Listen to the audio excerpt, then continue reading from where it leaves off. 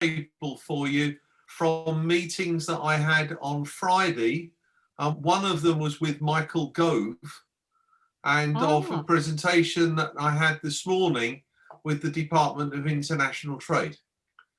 So what I'll do is the screen that I've shared is from our website, the section under West London Export Club EU Exit Hub. And what I've done is we've created a very large page that talks about the key steps that you need to do now during the transition period that will finish on the 31st of December 2000, before we finally leave and there is no transition period afterwards, and we officially have no trading relationship with the EU. We offer support to all of our members. We offer information and resources about employing staff, and give you links about how you can employ staff from the EU or from the European Export Agency or Swiss citizens. We give you advice on how you can travel to and from the EU.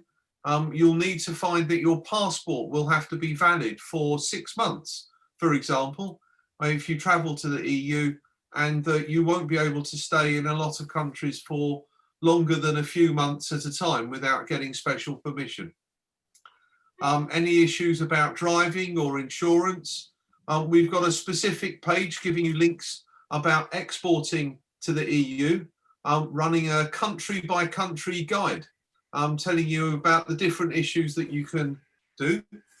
If you export at the moment to the EU, you don't have to fill out any paperwork. As of the 1st of January, no matter what happens, whether we get a deal or we don't get a deal, you will have to fill out customs paperwork for all of your goods.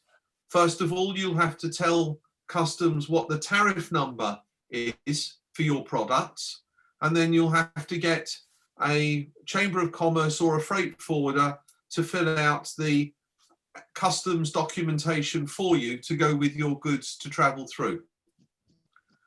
The same thing will happen about goods that are being imported from the EU.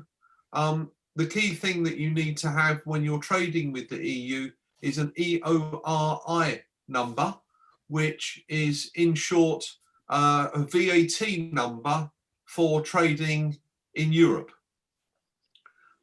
It registers your UK VAT number with all of the other European countries. If you click on the different links on this section, it will show you exactly how you can obtain an EORI number. International trade paperwork will change. If you don't have an EORI number, apply here. And these are all links to the official government pages that will give you the answers to those questions. So this isn't us telling you what you should do. What we're doing is providing you with a portal to give you the exact government pages where you can get all of your answers. Key things that are happening at the moment is there is lots of major changes in the costs of trade with Brexit and with import duty tariffs. I'll talk about that in a moment, but click on this screen and it will give you government information about how the tariffs will change. And in fact, what's happening is as we leave the EU, lots of tariffs with the UK and other non-EU countries are coming down. So anything that used to have a 2% or more import duty has now been waived. There will be no import duty. Anything that used to have a 4.2 import duty will now just be made 4. They're trying to round up the numbers and simplify the procedures. That was an announcement made this morning, by the way. International trade logistics. Vehicles going into Europe will have to be tracked in a very different way, and this is part of the negotiations going on at the moment. If you're trading in services, again, click on here and it'll give you a country by country guide from the British government. Data protection is all changing with us coming out of the GDPR rules from Europe. We need to have our own rules, and those change from small businesses to large businesses. And you can click on these links that take you to the government page that gives you some answers. E-commerce, again, will change quite a bit. If you're selling products online from a UK online store into Europe. Again, contact the links on that page and you'll get more information coming through to you. Also, accounting and taxation will change dramatically. I'm going to go up and talk a little bit about what activities West London local chambers do. I've got some photographs here of some of the events that we put on for exporters. The top event there is an event that we had for promoting trade with Richmond, Virginia, between Richmond in the UK. We got a very special speaker at that session. His name's David Attenborough, hence a lot of people. They didn't really come along to see me at all. This picture is about doing trade with the United Arab Emirates. And the trade at the bottom is a presentation that I did in front of South Korean television for the implications on Brexit a year ago. We've been talking about Brexit, and lots of people have been talking about Brexit for a long time now. And the key thing that's happening at this very point in time is that historically there's been lots of dates in the calendar that don't really have any red lines to them. The diplomats have ploughed through them and bulldozed through and just said, doesn't matter, we'll put off these negotiations for another date. Right now, it's law in the UK that we have to leave on the 31st of December. There won't be any extensions. We have to do a deal, or we leave without a deal. And this crystallizes politicians and negotiators to actually do a deal.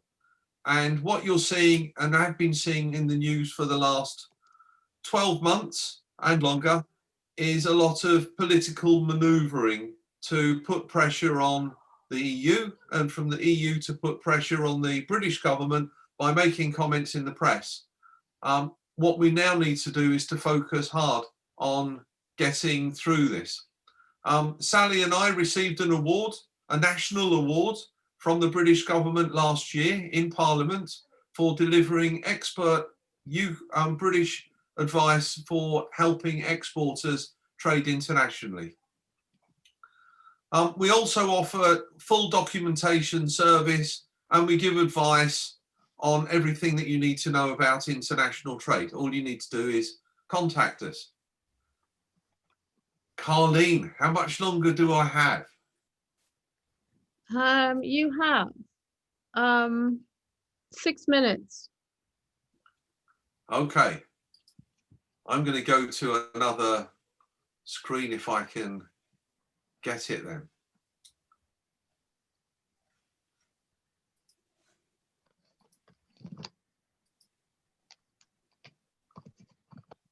Right. Okay, here we go. So these are the comments from the British government as of yesterday. As of Friday.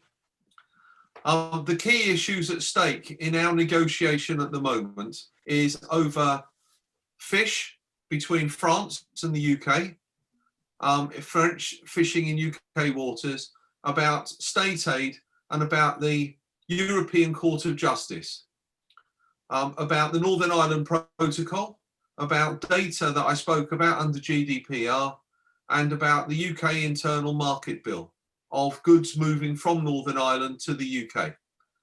Those are the only points that are being negotiated. Everything else is done.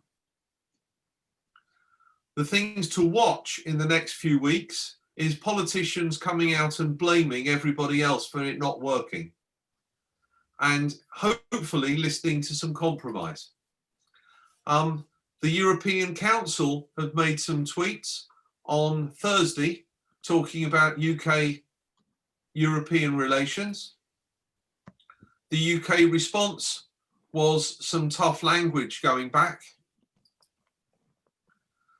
The timeline that we all need to work on is that the Prime Minister made some presentations on Friday saying we're determined to leave no matter what, and if we don't do a deal, we'll leave without it. Michael Barnier is due to be in London for talks on Monday, today. He hasn't turned up. It's not looking good. Watch this space though. The Eurostar trains run regularly. If he does turn up and we get into detailed negotiations, we'll go into something that the lawyers call a tunnel, which means that you won't have lots of press comments coming out. There'll just be a press blanket thrown over it and intensive talks will go on. If we have a no deal, then WTO, World Trade Organization's rules will apply. There'll be tariffs on some goods, rules of origin and loss of accumulation. 220 million more export documentations will be required. That all sounds pretty grim. The impact of a UK-EU free trade agreement would mean that tariffs would be free for UK goods to come and go into Europe and for European goods to come here. But we will still have 220 million more customs declarations to do. We'll still have export health certificates to do, and we'll still have a continuity of new trade deals to do. So the key thing is about tariffs between the UK and the EU. Michael Gove made this clear in his comments to me from his desk on Friday. Would anybody like to hear what he had to say? I can see a smile. I'll play it for you. Oh God.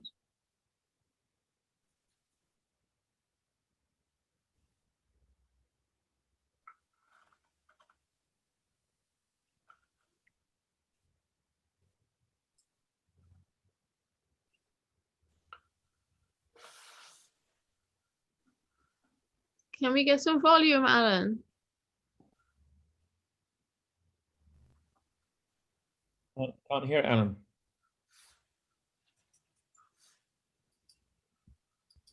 Okay, so basically what he's saying is he can't predict what the talks are going to be over the next couple of weeks, and he's hoping that there'll be some white smoke in a papal-like award of a trade deal coming from the chimneys of either Brussels or Downing Street. But it's interesting that a government minister sits there with his lead civil servant, the other side of the desk, ready to jump in case he says something that's too controversial and correct him. This is such a critical point in what we're all doing. The other bit of news that I've got for today is these were the notes that came out of the Department of International Trade this morning, showing that what's actually going on. Let me try and click through some of this quickly. So UKGT is UK general tariff on goods that are going to come into the UK from everywhere in the world, including the EU, if we don't get a deal. And these are going to come into place on the 1st of January. It's a set of import duty structures. The interesting thing is that for 95% of goods, these import duties will be something between 4 and 10%. If you look at what our rate of exchange was when we left, when we announced we were leaving the EU, there were 1.4 euros to the pound. Now there are 1.1. So we've had approximately a 25% reduction in the rate of exchange. If we now have to pay 5 or 10% import duty on goods going to the EU, it means in euros, your £1 that you were selling your product for before was selling with no import duty in Europe at 1.4 euros. Now, at a rate of exchange of 1.1, your pound sells for a product selling price of 1.1 euros plus 10% import duty at worst gives you 1.2 euros, which is still a big discount on where we were 2 years ago, where it was 1.4 euros. So the reality is that the price of UK goods being sold into Europe is a lot lower. There won't be any restriction on what you can sell. You just have to have some export documentation to go through it. If you're bringing goods in from outside the EU, bulking them with other goods and then exporting them into the EU, you can do this under inward processing relief, IPR. Come along and talk to me more.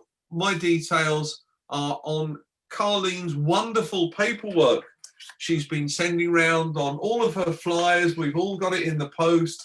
Come and talk to me a lot more. This is a very big, detailed subject, and I'm an expert in it. And our Chamber of Commerce has won awards from the British government, being the best chamber in the UK for giving advice to exporters. Alan, before we run out Am of... I on time to finish now, Carlene? Well, we have one question. Do you want to finish or you want to take the question? Which one? No, I'm happy to take questions. Questions are always better. All right, well, we have a question in the chat. Alan, you have talked a lot about GDPR. UK firms have been working on this for a couple of years and have spent vast resources to be compliant. Are you telling us that all that work and expense would have been in vain and that a new structure will now emerge? Okay, so we will have our own version of GDPR in the UK. And largely speaking, for us to be in line with what Europe does, we will start off with starting from the same position. So largely speaking, our version of GDPR, which will be rolled out, will be exactly the same as what is in Europe. I've got a slide on it. I'm trying to flick through quickly to get to it. But the key thing is, as we leave the EU and we start from leaving at exactly the same position as the EU on things like GDPR, then, oh, here we go.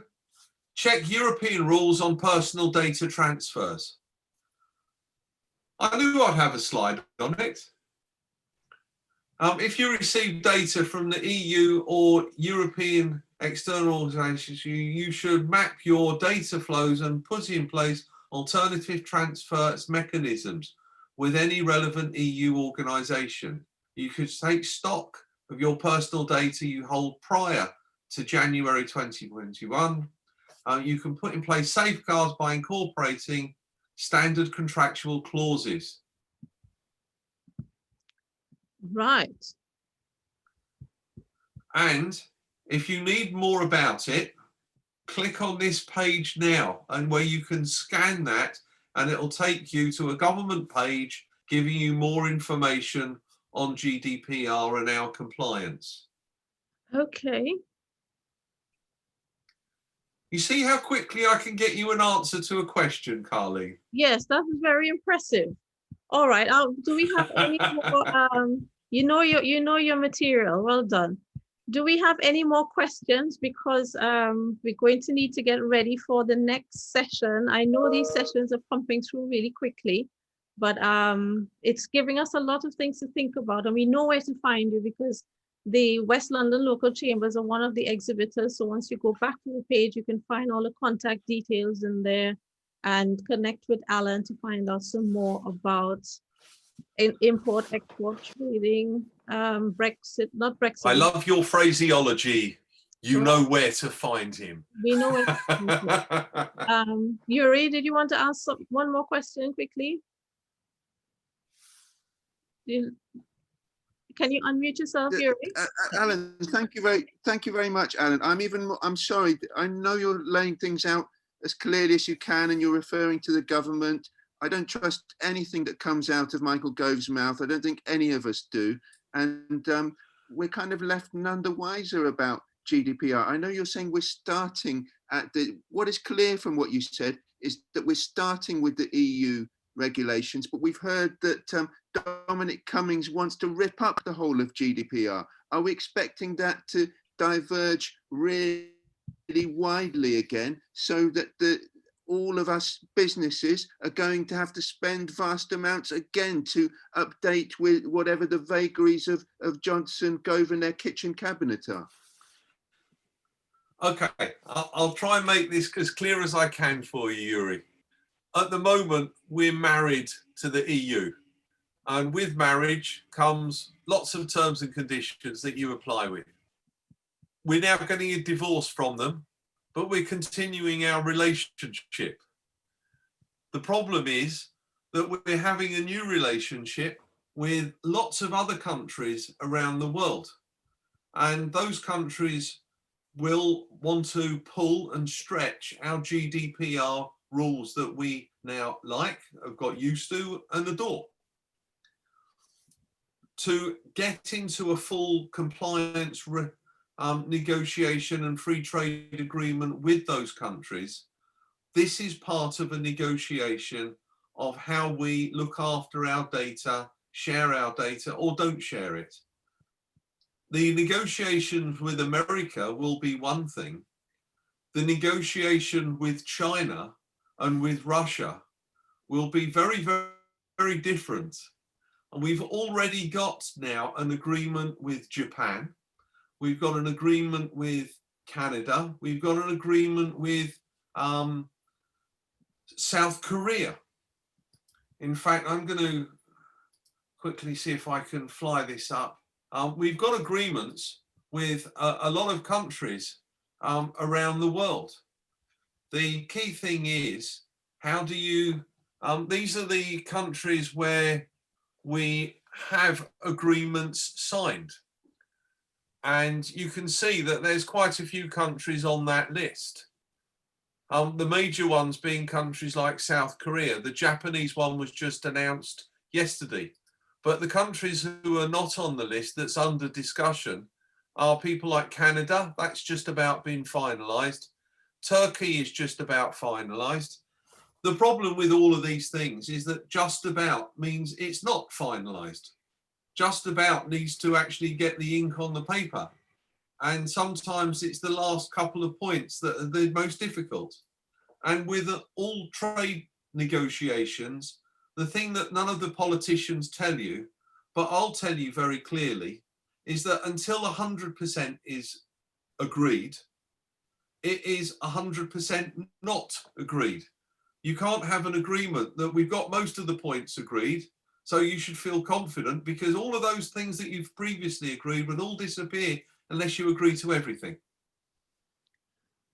While you're taking a breath there, I'm going to need to, I have the next, I'm getting flustered. The next session is about to start. I'm going to have to put an abrupt close to this session, and we will have to talk about Brexit, post-Brexit life again and again before January. But thank you so much. Okay, Carleen, today we've got 74 days before the last day, so do your thing beforehand. We'll be having lots of webinars in the run up to it. Lovely to speak to you all. Good luck. Thank you so much. See you all in the next call. Take care. Thank you. Bye-bye.